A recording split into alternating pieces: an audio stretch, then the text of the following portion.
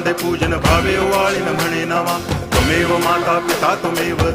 बंधुश्च सखा त्वमेव विद्या तरुणं त्वमेव सर्वं मम देव कायेन वाचा मनसेन्द्रियैर्वा बुद्ध्यात्मना वा प्रकृति स्वभावात् करोमि यद्यत् सकलं परस्मै नारायणायति समर्पयामि अच्युतं केशवं रामनारायणं कृष्णदामोदरं वासुदेवं हरि गिरिधरं माधवं गोपिकावल्लभं जानकीनायकं रामचन्द्रं भजे हरे राम